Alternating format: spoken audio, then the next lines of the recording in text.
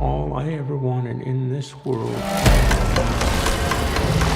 is carnage. So we just got the release of Venom, Let There Be Carnage, and it wasn't a terrible follow-up effort. Hey everyone, welcome back to the channel. My name is Brandon and this is Film Flare, where we discuss anything and everything that makes film and television great. So be sure to subscribe and let's talk about a great film. Oh shit! Whoa, where you going? That is a red one! Now, Let There Be Carnage picks up not very long after the ending of the first movie. Eddie Brock is still struggling to adjust to life with an alien symbiote and is still trying to resurrect his career. This time by getting the exclusive last interview of a serial killer, Cletus Kasady, who he inadvertently turns into a host of the symbiote Carnage. And then when he escapes prison after a failed execution, he goes on a revenge-driven rampage as Eddie and Venom are having their own personal issues. This movie really does feel like a continuation of the previous story and not just a whole new one featuring the same characters. Both movies are mainly about Eddie and Venom, and this story kind of plays like a buddy cop movie for the two of them. Cletus and Carnage are basically just mirrors to project Eddie and Venom's own relationship back to themselves. And speaking of Carnage, he really isn't as scary as I thought he was gonna be from his shots in the trailers. Personally, I think Riot was the most intimidating symbiote we've seen so far, but Carnage definitely had some of the cooler poses and beauty shots in this one.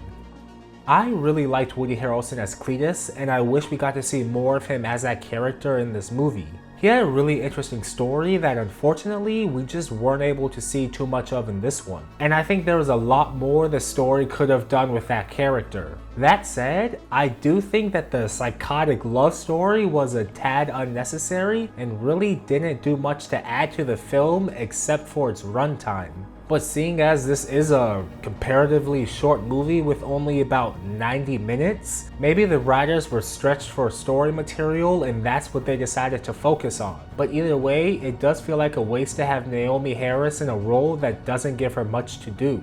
And I do think the same could be said for Michelle Williams too.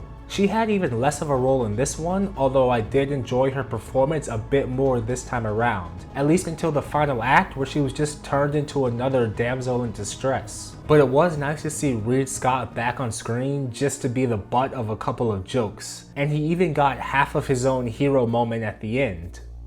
Let There Be Carnage was a decent sequel that managed to cover all of its bases and kept pretty much all of what made the original so good. But by that same token, not really much of its own was added to make it stand out either. The original had bigger stakes, and this one was a more personal story. I did think this was the funnier movie, and with the lower stakes, there was more room for it.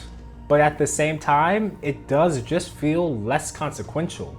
Venom set the bar pretty high for a sequel, and while this one doesn't massively exceed expectations, it was still an all-around solid movie. But what are your thoughts on Let There Be Carnage? Let me know in the comments below. It's available now in theaters. But before you go and watch that, please do be sure to give this video a like and subscribe if you're new here. We've got new content coming out every week. But until next time, have a great day and don't forget to watch a great movie.